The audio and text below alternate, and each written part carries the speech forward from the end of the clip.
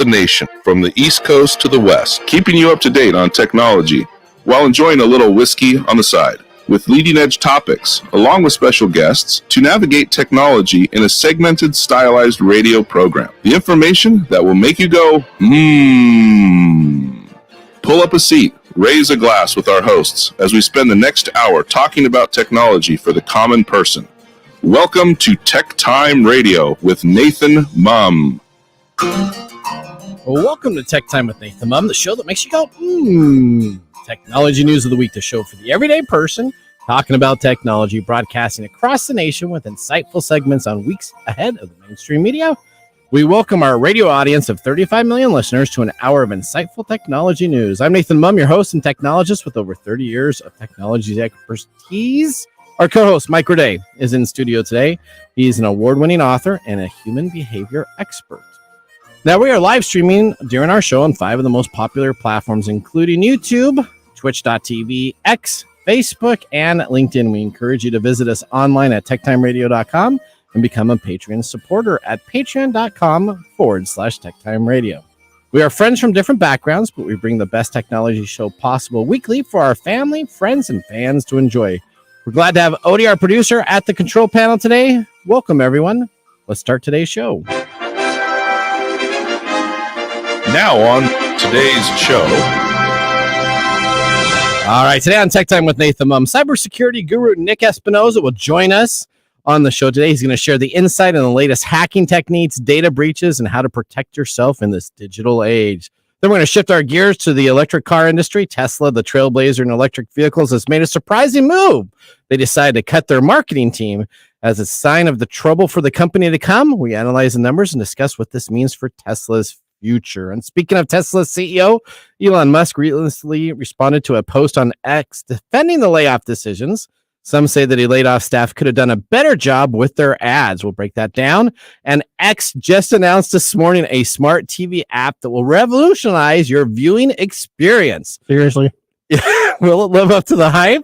We'll discuss whether this app is a game changer or another tech fad. But wait, there's even more excitement. A staggering headline: America lost a record $12.5 billion to internet crimes last year. Cyber criminals are running rampant. We're discussing how you can stay safe online. You've probably heard of Kit Bogo, the famous scam baiter. Have you heard of him? No. Oh, we're going to be talking about him in the Nathan Nugget. So we got to get through all of our main stuff so I can talk a little bit about what we have going on there. So buckle up, dear listeners. It's time for Tech Time Radio, where we unravel the mysteries of technology one bite at a time. And of course, we always have our Mike's mesmerizing moment, our technology fail of the week, and a possible Nathan Nugget if we get through all of our items.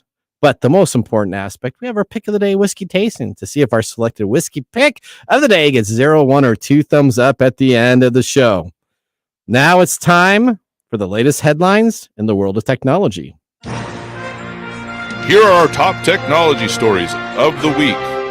All right, story number 1, hot off the press this morning. X announced a smart TV app that will most definitely happen, or will it? Let's go to Corinne Westland for more information on this story. X just announced a smart TV app for streaming video, or more accurately, that it claims it's building one with absolutely no launch date mentioned. The appropriately named X TV wants to be your go-to companion for a high-quality, immersive entertainment experience on a larger screen. By high-quality entertainment, X likely means that one Tucker Carlson video, where he's really impressed by grocery carts in Russia. That's not a joke. Carlson is featured prominently in the little teaser video.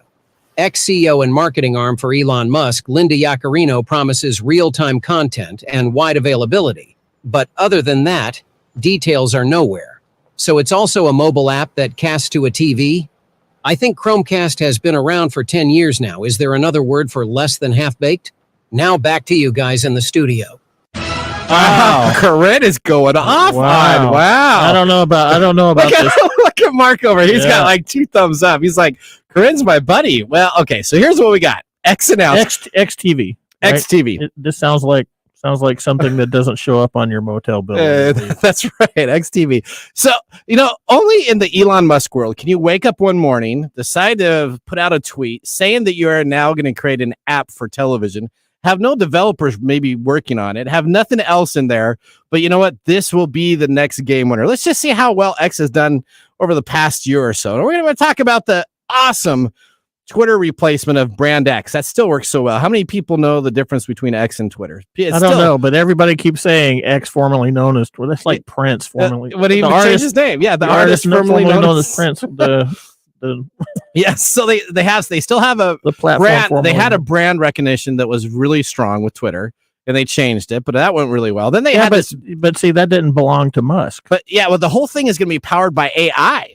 So X did create a chat bot, Grok. It's like Ask Jeeves, and I'm trying to be as nice as I can on the AI bot. It is horrible. Ask Jeeves. It is, yeah, but it's non-woke. So I guess essentially non-woke means that we really don't even have a database. We just kind of respond to you with like basic questions. So that was released. Now, he did promise to release a payments and banking platform last year. So we're still waiting for that to come around, but I'm sure that's in the works, maybe before the TV app, maybe after the TV app, or let's check about their brand new job platform that they were going to have, a job platform that would make it really easy for you to submit jobs on the X platform. So essentially in 2 years, Musk has created everything that he thinks about when he wakes up the next morning, makes an announcement about it, has his token executives make announcements about it, and now we got XTV in the loom. This is Elon having a pitch meeting with himself. Pitch meeting, that YouTube type of start. Yeah, just that's just like when we sit around and you come up with all these weird half-baked business ideas. But at least I don't come on and announce them as a new platform. That's because you don't own a Twitter. So if I own Twitter or X, you're saying that I come up with this stuff? Maybe I don't know. You know what's really nice about this? It actually makes me want to watch real TV again. You know what? All these companies coming on out with this type of stuff, because I now find I have a TiVo unit. This is the old DVR unit that you would record commercials and you could fast forward through it like a 2-minute button and everything. It is easier for me now to record stuff on live TV, watch it again on my TiVo unit, and it's like almost probably 10 to 15 minutes quicker than if I do a streaming service where I have to go through the 2 minutes of ads, 2 minutes of ads, 2 minutes of ads. Streaming has become old TV. When streaming first came out, we didn't have to do like a 45-minute show now takes an hour and 10 minutes on streaming. Depending on the ad, sometimes they have these 90-minute ads that show up in the middle of your YouTube video. Well, for all those that are really excited out there, don't you fret. I'm sure XTV is going to be the next release of the near future, maybe possibly smart TV app that'll essentially let you watch items that you could probably already watch on your PC or your phone, but now you can watch them on TV. So is Grok going to be the AI power behind this? That's what Grok is from Stranger in a Strange Land. That's a book. So the AI is probably the worst AI of all the AIs that I use. I don't use it. I literally, if I need to post something on Twitter, I'll just go use ChatGPT. Well, we know Mark uses Twitter Bing all the time. So there you go. All right. Well, I'm so excited for this announcement. Yeah, sounds like it. Story number 2, Mike. Well, I don't think it was that long ago that I was talking about this thing that we're going to talk about, right? Okay. Electric cars. Yeah. Having an autopilot. Yeah, we talked about this. And what did I say? What did I say? It was about 2 months ago. He said one of these days somebody's just going to just put in an autopilot and not even drive. Yep. Okay. Well, guess what? What? Something happened right here in our neighborhood. Okay. Not that far from actually where we both live. That's correct. Yep. Where somebody in a Tesla car put on autopilot, decided he was going to play things on his phone, and ended up hitting somebody and killing them. What? Explain more. Well, probable cause documents were filed against the driver of a Tesla self-driving vehicle that hit and killed a motorcyclist in a collision on the afternoon of Friday, April the 19th. The collision occurred on State Route 522, which is not too far away from us here in the station. Yep. The driver was reportedly headed home from lunch and had the Tesla on autopilot while looking at his phone when the Tesla lurched forward into the back of 28-year-old Jeffrey Neeson's motorcycle, pinning him underneath the car. He was then pronounced deceased at the scene. Police questioned the driver at the scene and conducted field sobriety testing after the driver stated that he had consumed one alcoholic beverage earlier that day, but he was found not to be impaired. He was then placed under arrest for vehicular homicide based on his admitted inattention to driving while the car was moving. Wow. So you put his Tesla in. Well, but Tesla doesn't say you're supposed to put a car in. This is where we have this conflict. So it doesn't. Do you read the warning labels on things? Do I read the warnings? Sometimes, very few. Yeah, very rarely. Very rarely. This is the same thing as the warning label on a pack of cigarettes or something. Okay. It says they have to by law. Yeah. Say, okay, you got to pay attention. Okay. But that doesn't happen. I mean, it's so hard to keep drivers paying attention when they don't have autopilot. And as soon as you give them autopilot, that's just a recipe for disaster. So what do you think is going to happen? I mean, so he killed a guy because he just didn't want to drive his car. I think he's going to be, summarily taken care of legally. Okay.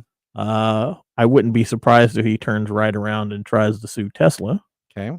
I don't think anything's going to happen until we see more of these, and then the government agencies are going to get involved and start cracking down on some of this stuff, and they may end up barring any more of this nonsense from being on the road. So, but we learned this when we had Phil on the show that the self-driving vehicles, you got to be careful if they don't work in the snow. Right, because they can't see the lines that are available. Yeah, there's a plethora of there's a whole bunch of problems with the technology that is powering these things, and it's supposed to be assistant driving though. It doesn't say it's fully AI driven.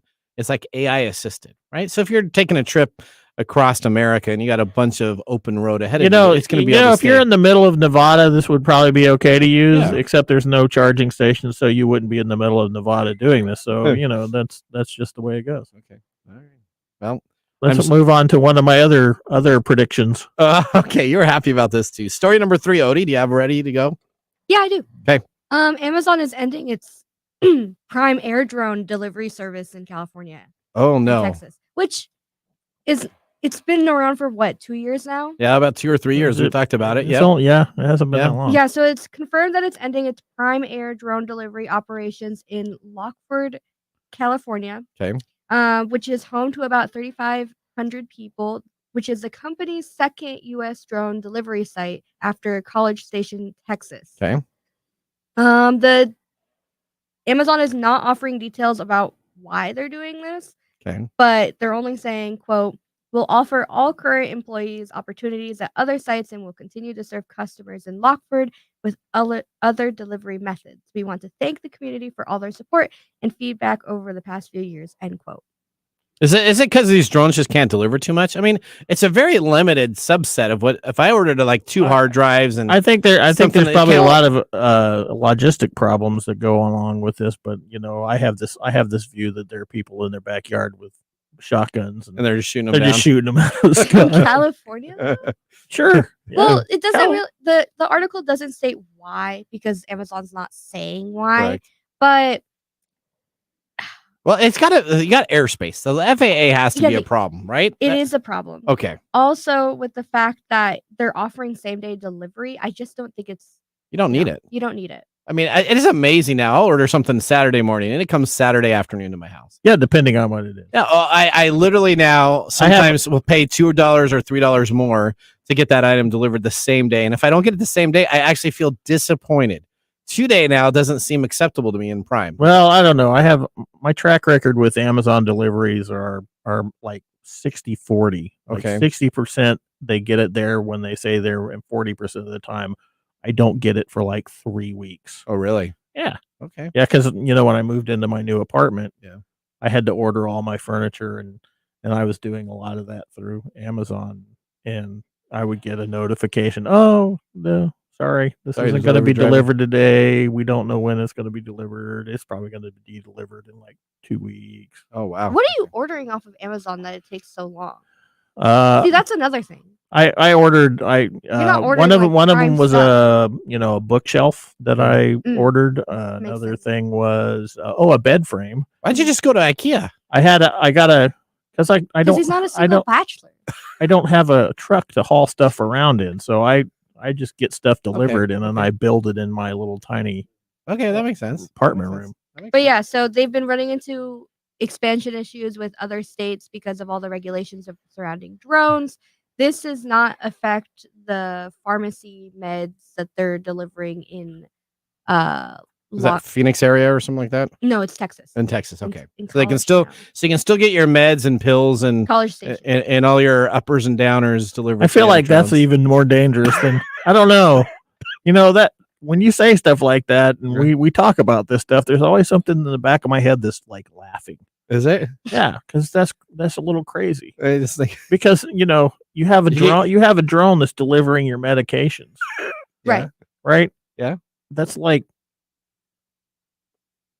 anybody can intercept that. Well, that is kind of interesting. Yeah, but hopefully you're not ordering. Like people are running around. The 420 companies. I don't down know. there, I don't know. Yeah, that's just the way my brain works. I'm thinking that they shoot them down and this go is get a drugs fail and on sell Amazon's them. part, in my eyes. Yeah, this was a big thing they did, but now they'll just steal your internet with the sidewalk option and underneath each of their devices. Yeah, you gotta be careful of that. Yeah, I was told that Xfinity has a sidewalk. Yeah, you told us that. That was Yeah. good too. Yeah, everybody's doing that. All right, we ready to go to story number 4 here?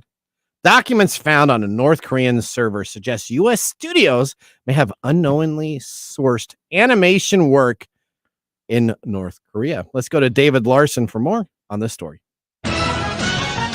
North Korean illustrators and graphic designers appear to have helped produce work for U.S. animation studios unbeknownst to those companies, suggesting that unreleased episodes of a few popular American cartoons could include work from one of the most closed-off economies in the world.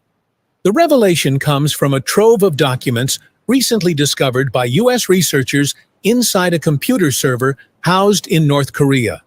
It's unclear how the files ended up in this tightly controlled portion of the internet, since the U.S. has imposed strict sanctions prohibiting American companies from doing business with the nuclear-armed regime. In addition to drawings for an upcoming season of the Amazon Prime video show Invincible, the files also contain sketches and videos that resemble work for Iyanu, Child of Wonder, a superhero series slated to air on Max.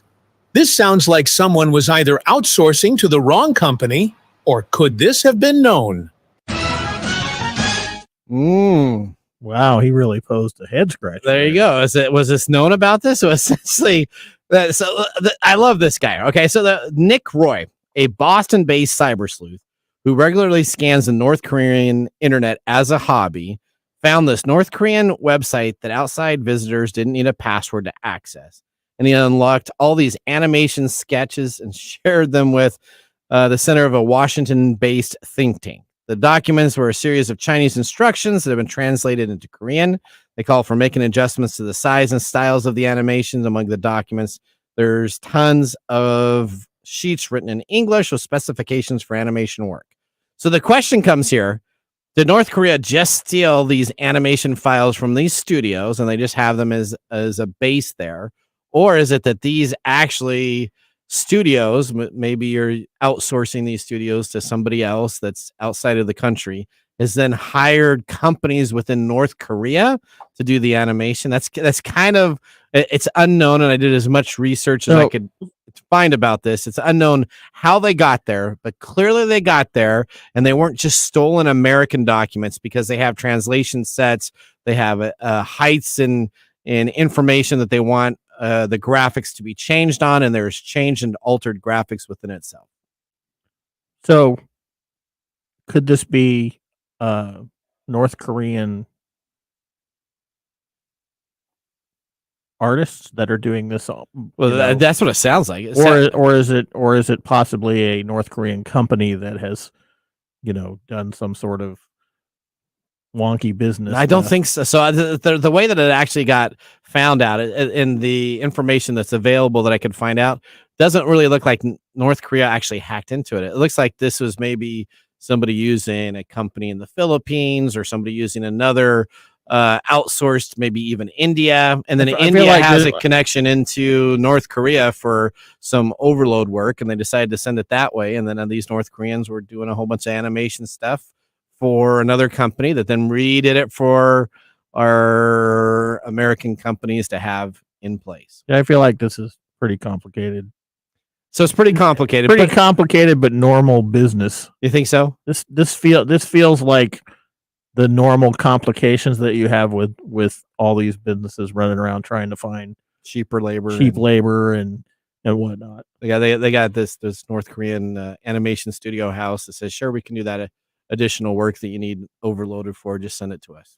Sure. There you go. Okay. Well, there's lots of questions. We'll see if the next maybe they can I help don't know. the next Disney animation story. Who knows? Maybe they can write it actually. Okay. Well, all right. That ends our top technology stories of the week. When we return, we have Nick Espinosa from Security Fanatics. He's going to join us to discuss something that is more dangerous than TikTok. More dangerous than TikTok. Oh, we all know that Nick loves TikTok so much, right? you know, out of everybody here, I think you're the only one that likes TikTok. Well, I do like TikTok. No. Well, no, Odie likes TikTok. likes TikTok. Whoa, too. whoa, whoa, whoa, whoa, whoa. That's right. Odie likes Put TikTok also. respect on my name, sir. Oh, wow. Okay, there's that two has of us. nothing to do with your name. You know who I don't like is Facebook. Yeah, we already know about man. your Facebook. Okay. Thing. All So right. you're the Facebook guy, and Mark is obviously the Elon Musk guy. There you go. All right. Well, you're listening to Tech Time Radio. Make sure you join us to find out what's more dangerous than TikTok after this commercial break.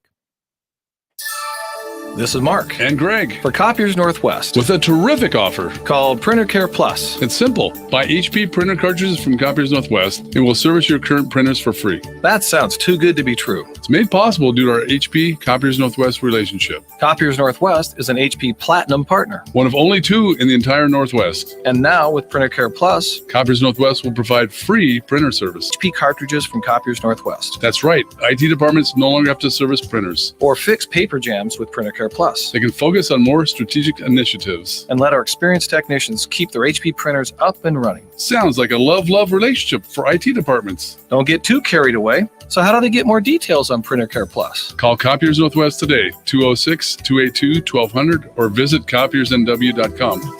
Copiers Northwest. New ideas, new solutions.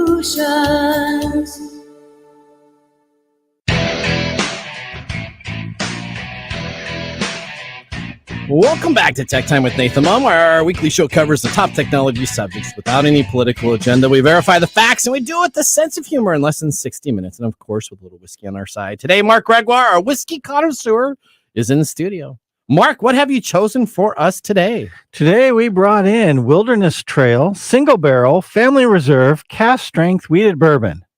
Okay. Wow, that's a big name. That is a big name. Okay.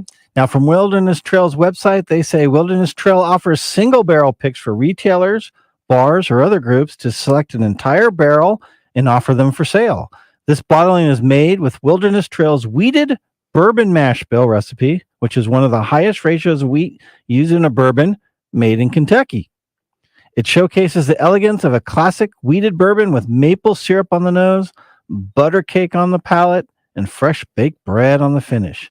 As is the nature of such bottlings, expect variations to occur among the barrels. Now, as we mentioned, this is from Wilderness Trail Distillery, whose distillery is in Danville, Kentucky. It is straight bourbon. This one is aged 4 years, 8 months. It is 111.1 proof. That mash bill they're talking about was 64% corn, 20% wheat, 12% malted barley, and this goes for about $70. Wow.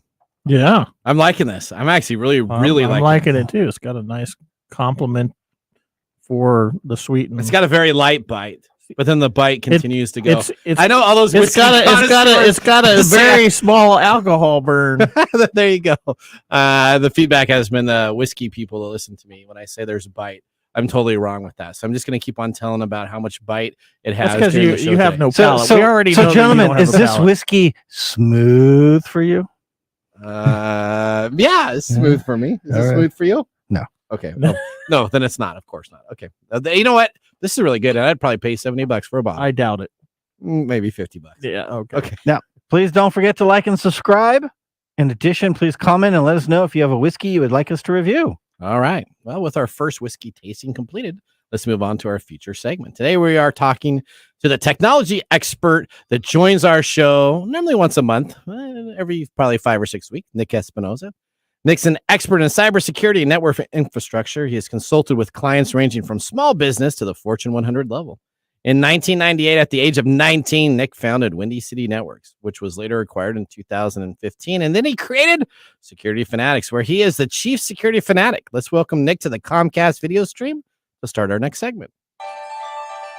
Welcome to the segment we call Ask the Experts, with our TechTime radio expert, Nick Espinosa. Hey guys. Hi, Nick, how you doing? I'm good. And for the record, I don't know why you're hating on North Korean programmers and animators. They're amazing. My password manager is from North Korea, and I might have been hacked like 8 times, but it is so easy to use. I love those guys. I wasn't hating on anybody. Okay, no, I wasn't either. What else is I found it interesting is this guy was just kind of skimming around and finds all this work that's available. I think it's more interesting that he hangs out on their servers as a hobby. But to go and to see what North Korea has, I think that's a more interesting story. They probably don't have very much. Well, maybe they have security. I don't know how good their security. Nick, how good is their cybersecurity? Are they pretty good on security there? Yeah, well, the 6 people in North Korea that actually have access to the internet, it's a pretty small footprint to defend, but they are very good at hacking, and they have run many different scams on South Korea and their other neighbors, basically stealing things, breaking into things, and their cyber army, if you will, doesn't go usually for espionage. They go to steal money because, quite frankly, they got to feed their people. So North Korea is a very interesting case. It's a cottage industry. It really is. Yeah. All right. Okay. Now, on April 15th, the Rootkit ransomware gang said it was planning to launch a cyber attack on DJI for supplying drones to Ukraine with the conflict with Russia. What happened to these drones? And tell us what's going on regarding security cyber attacks in the Russia-Ukraine war. Yeah, well, you got to love political hackers here because, quite frankly, that's what it is. And I quote from their statement the day before they hit DJI, and I quote, "In our relentless pursuit of justice in digital warfare, we have set our sights on DJI, a Chinese technology company known for its unmanned aerial vehicles and drones. Our mission is clear: to disrupt DJI's operations as they have supplied drones to Ukraine for use in the ongoing conflict against Russia. The skies will tremble as we unleash our cyber arsenal on this complicit entity. Prepare for the storm, DJI." And sure enough, the next day on April 16th, they basically said it took 10-15 minutes to get in, and they stole a whole bunch of stuff, a treasure trove of data. And so if you've got a DJI drone, heads up to you, because they've got your order IDs, dates, times, your name, tracking numbers, pricing, your drone specs, contact information, payment methods, all that kind of stuff. So this is just another shot, across the bow in the Ukraine-Russia conflict, where you've got essentially these politically motivated hackers in the dark web looking, to support one group or the other. It's the same reason why we saw Clop, which was based out of Russia, essentially fracture and become 2 different entities, as one supported Ukraine, the other obviously run by Russia. So this is just par for the course right now. And we know that basically Russia and their supporting cyber anything essentially continue to hit and disrupt operations in Ukraine. And quite frankly, the Ukraine cyber army is taking it to them as well. So this is just another chapter in the ongoing 3-day war that is Vladimir Putin's ego. It's really I will tell you this. Hackers are the only people I can trust nowadays. When they say they're going to hack something or they're going to do something, unlike my Comcast support person that's going to come out on a Tuesday and comes out on a Wednesday, unlike my Amazon delivery packages, when hackers say they're going to do something, or if they got AT&T's data or they got this, they normally are telling the truth. They are like so high up. You appreciate their authenticity? I do. Okay. At least when they say they're going to do something, they follow through. Not that that's a great thing. But they also have a good customer service. They do. That's so bad. They really do. Like it's better than Microsoft's. Like, I'm sorry you're having a problem running your terror campaign, sir. How can we help? Yes, but yeah, it's absolutely terrifying how good they are, because it's money. I mean, they make a ton of money off of us, and it's a horrible ripoff. All right, speaking about Microsoft, let's move on to our U.S. government. All right, here we go. Sensitive U.S. government data was exposed after Space Eyes data breach. What does the Miami-based firm do, and why is it such a major concern? Yeah, so this is a huge thing because they do geospatial intelligence, for various entities, and the biggest concern here is, like you said, the sensitivity of who they work for, and we're talking, at least on the U.S. side, the Department of Justice, Homeland Security, various branches of the U.S. Armed Forces. So think military on that one, including the actual National Geospatial Intelligence Agency, or NGA, as well. Not too many people have heard of that, but that's kind of important because obviously satellite and signal intelligence is critical to the defense of the United States as well as intelligence. And so the group that hit them is essentially Intel Broker, and they've been all over Breach Forum, hitting a whole bunch. They hit Acuity, which was another federal contractor a while ago, but they said that it was pretty easy to access the space-size systems. And Intel Broker also said they took highly sensitive documentation from these various groups, including Space Eyes. And by virtue of that, we're talking about all of that information, but the media is also reporting, things like full names, phone numbers, company names, job descriptions, location data on several different government officials. And so that could potentially lead to things like assassination attempts or extortion, like all these different kinds of things. So it is a complete and utter mess.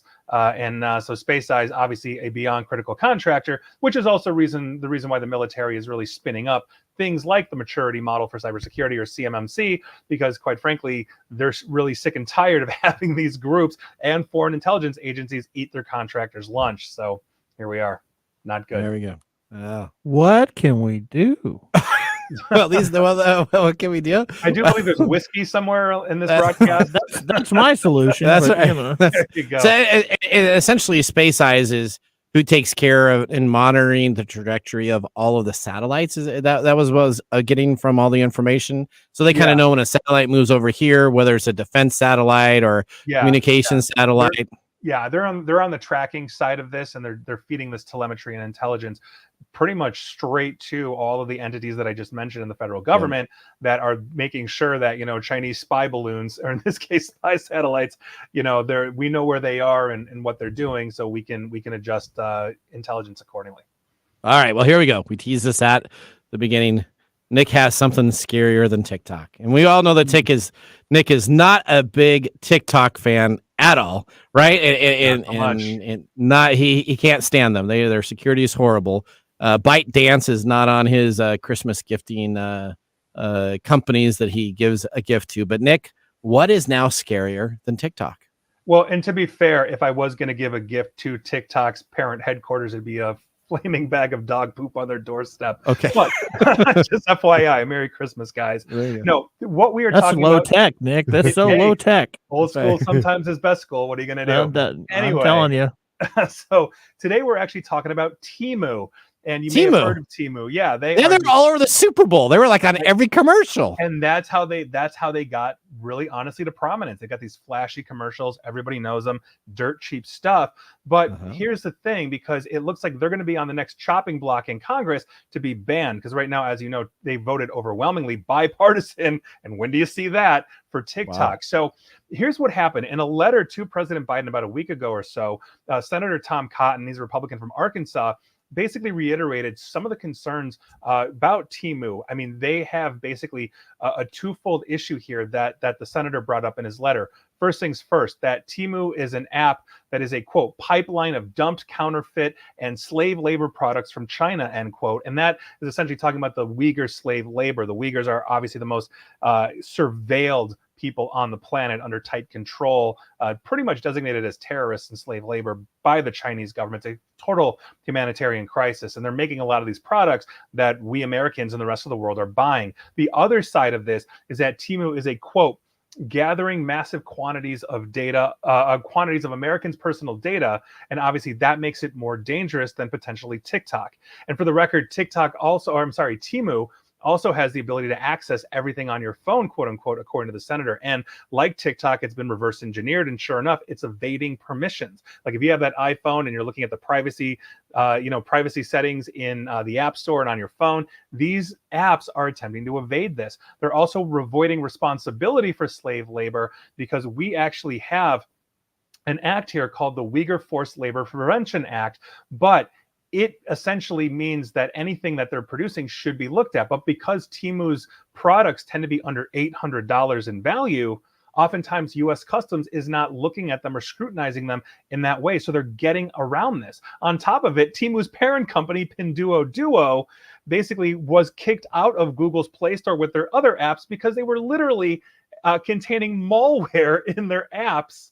And so here we are. It's absolutely nuts. Not to mention the fact Pinduoduo also said that they made $400 million of income from the Chinese government directly in 2023. So you can do the math on that. I mean, this is a complete mess, and everybody's using it. And at this point, I don't think many people care. But here I am ringing the bell again. There you go. All right. Last but not least, let's go through here. What's happening? You don't have a comment about that at all? No. I didn't really like their Super Bowl ads, so I'm kind of glad that they're struggling a little bit. I thought you might, add them to your favorite list. No, I don't buy anything. I have not bought anything off them at all. So they can suffer. All right. Okay. All right. Last on the docket. What's happening with WorldCheck, a screening database used for the quote "Know Your Customer"? Yeah. This was absolutely crazy too. And I mean, you want to talk about governmental data breaches. It's absolutely nuts. But basically, attackers calling themselves Ghost R said that they stole over 5 million, about 5.3 million records from WorldCheck's screening database back in March. And they're threatening to publish this data. Now, as you mentioned, Know Your Customer, or KYC, essentially allows customers or companies, to determine if prospective customers are high risk or potential criminals, such as people with links to money laundering or under government sanctions and all of that. So you don't want to do business with the warlord.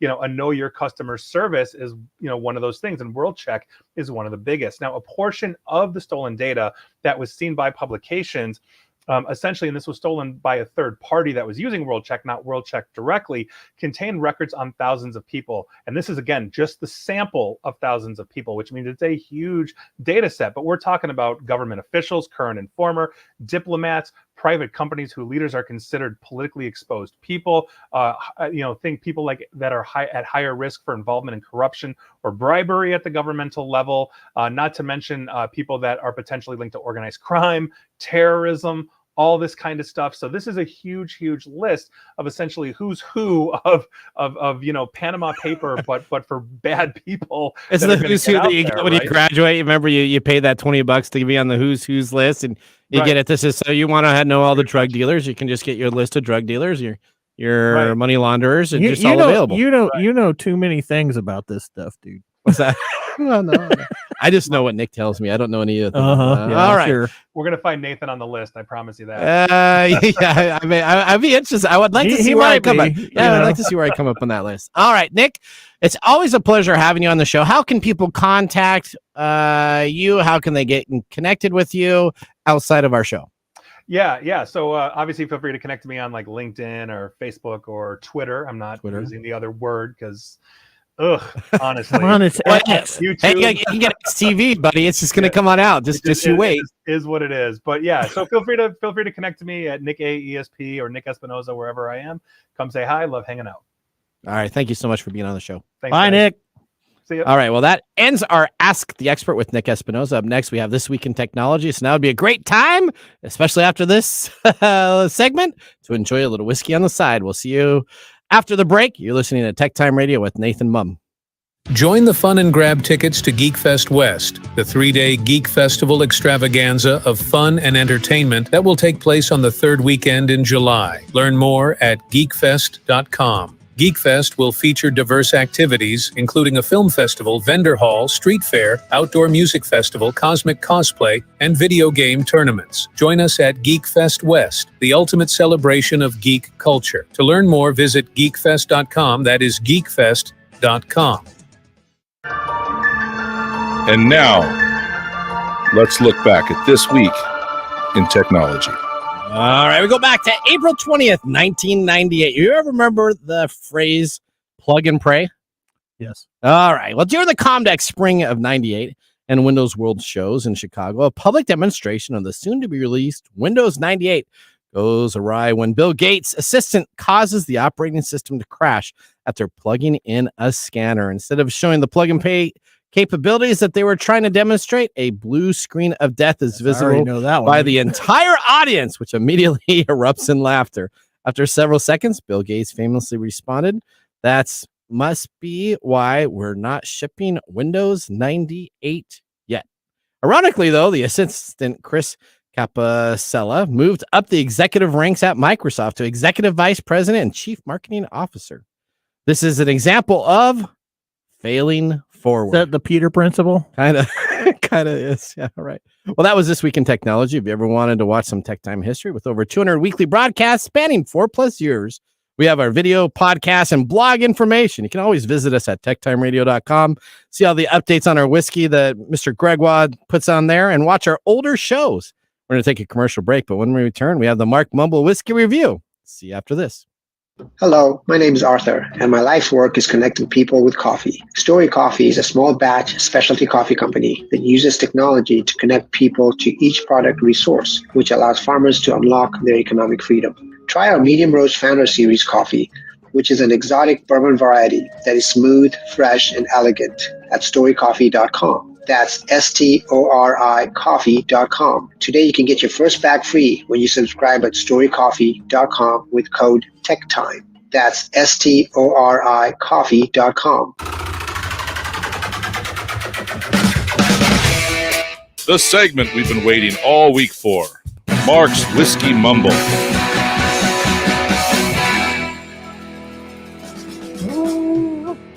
All right. So excited about April 23rd. Okay. You know, I may know what this is today. All right. I have not looked at this because it was in my Elon Musk thing.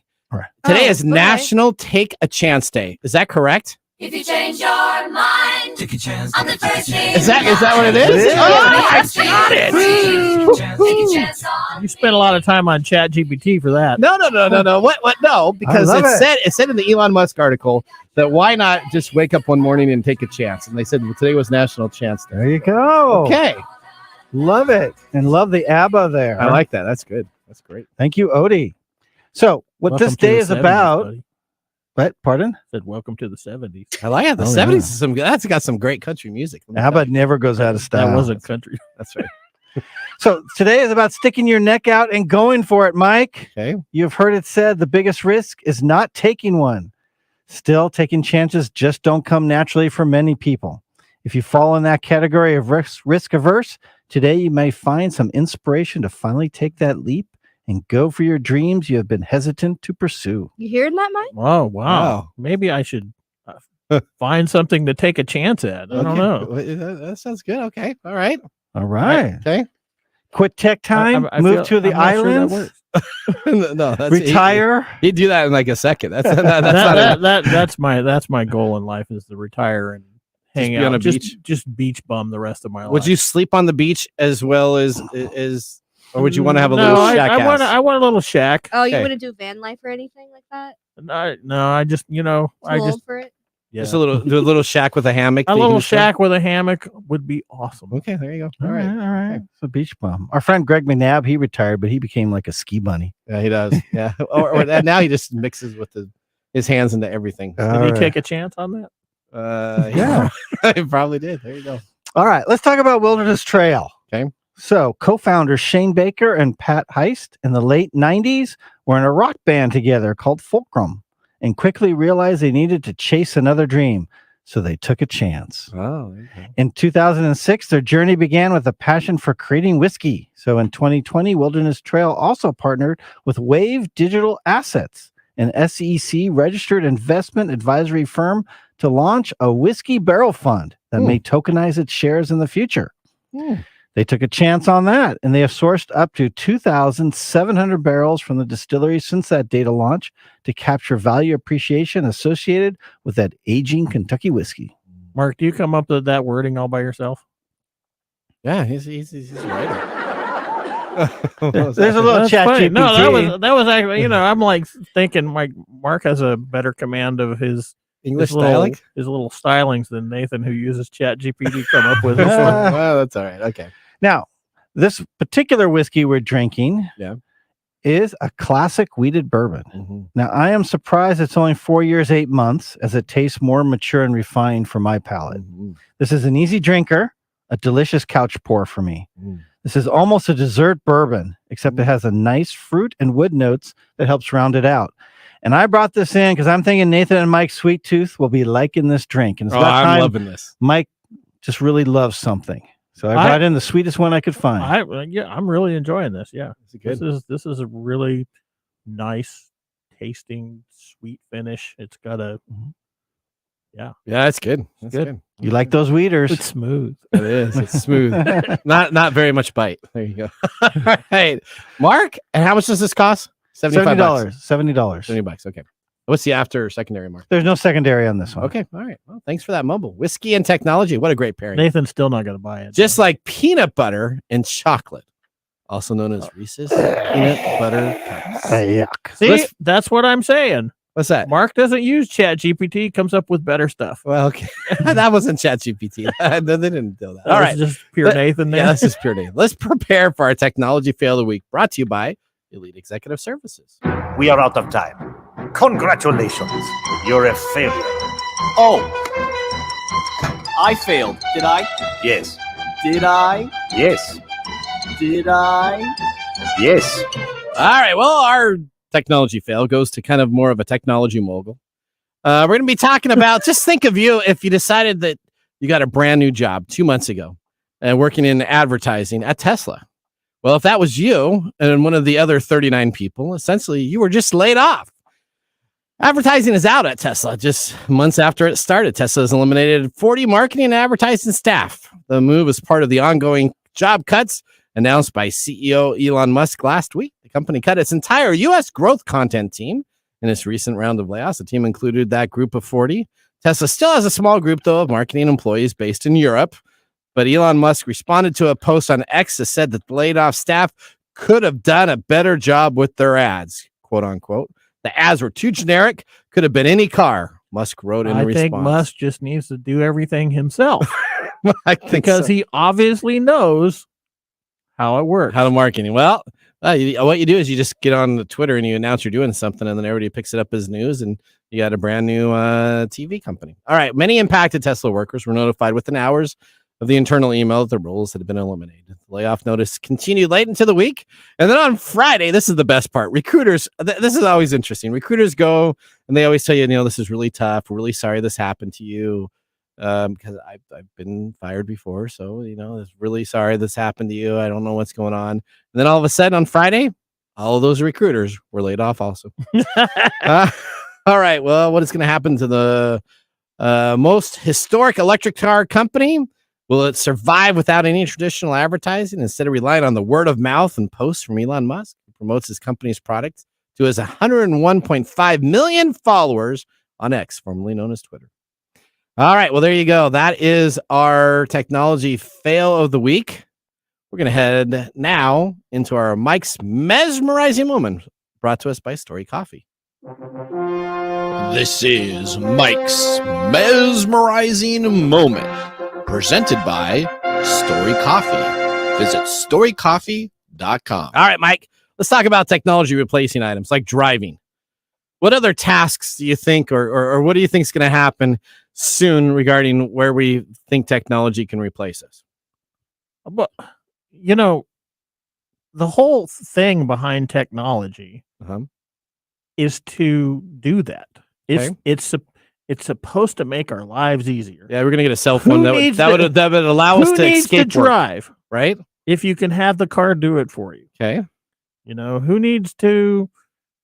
Well, yeah, you got a personal computer with you all day long. Yeah, I was in school and I was told I would never ever have access to a calculator.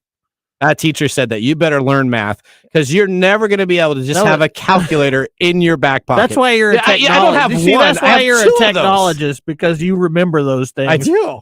I was like looking at him saying, I don't think you're right. And now I got two of them in my pocket right now. Yeah, there you go. How about a flashlight? I don't know. I don't know what we're trying to do everything we can with technology to do everything we can envision, right? We're trying to develop. Okay. Even time travel, we're trying to develop these concepts for time travel. We're trying to develop not aging, right? Yeah. We're trying to figure that out. We're trying to do all these things with technology that I don't makes our life easier. I think it's just anything you can imagine, you can think of that will help your life be better, or quote unquote help your life be easier because we want stuff to be done for us. I don't know. So as humans by default, we want to be the laziest things possible. Yeah, So I with often technology- say that the movie WALL-E portrays the human dynamic quite well, because if you watch that movie, you see what we could become in our dependency on technology that does everything for us. And this recent case that prompted this question is the same thing. You're driving home on the freeway in a car that has autopilot technology, and you think, well, crap, I'll just get on my cell phone and start scrolling through X. Yeah. Taking a look at what's I'm streaming. sure Elon was all right with that. Well, until now. Well, I don't know. He's we'll see if it comes and bites Tesla, but I'm sure it's going to hurt. It's the interaction. It's that quote from Ian Malcolm. In Jurassic Park. You life finds a way. No. You do all these things. You do all these things because you could, but you don't ask if you should. Okay. That's a good quote too. All right, now let's get ready for our Nathan Nugget. This is your Nugget of the Week. All right, I had somebody this last week come and visit me that sent over $10,000 in Bitcoin to scammers. Now, this person that came to us was very distraught. Essentially, she said that she had a 3-man team that was helping her save money because Russia and other governments were trying to steal her money. Now, supposedly, she had access to a representative of her bank. She had access to a U.S. Marshal and a technical expert all at the same time. All at the same time. It's just amazing. And, that's a lot of attention. For her personal bank. And so what they would do is they would call her up, and when one person's on the line and they'd ask her a bunch of questions and she'd get flustered, then another one would call them up. And now this was the U.S. Marshal, blah, blah, blah. Yeah, they're and using another one. So she's just getting scrambled. And so she ends up going to a redemption place to buy Bitcoin, and then gives her access to the Bitcoin password. They steal all the money from her. There's nothing they can do. It's, that $12.5 billion in the internet crimes last year happened specifically like targets like this. Yeah. That's why I like the Beekeeper movie. Yeah, the Beekeeper movie is a good movie. If you want to watch about cyber criminal games, Beekeeper was a very good movie. I saw it. It makes it kind of look a little Hollywood stylized, but it's pretty Hollywood style. But I think that's a good way of dealing with this. So, have you heard of the comedian YouTuber called Kit Boga? No, I don't know who this guy is. Okay, so he is a popular scam baiter who hides behind characters and wastes the scammers' time when they call up. Now, I have people call me up, and sometimes I keep these people on for 10, 20 minutes. If I got other stuff I do that too. I have been known to just mess with somebody, and I did it once for 3 days with somebody who was texting and emailing me. Yep. And I was trying to get money out of me, and I kept them on the line for 3 days. Well, you know what? His idea is that he thinks that that's a good idea because that can help not have them essentially going out and hit other people that may actually fall for the scams. Now, he's got a whole CIA agent outfit. He talks in an elderly woman's voice named Edna. He's all over YouTube and Twitch. You can go and take care of him. He is funny as can be. He actually then is very technical on the back end, and he's actually gotten into their system sometimes when they share and try to access his system, and he'll actually end up deleting photos, finding out information from them. So not a lot of people that I would say that are really good at this, but I would say Kit Boga. He's also known on Twitch as Kit. You should take a look at him.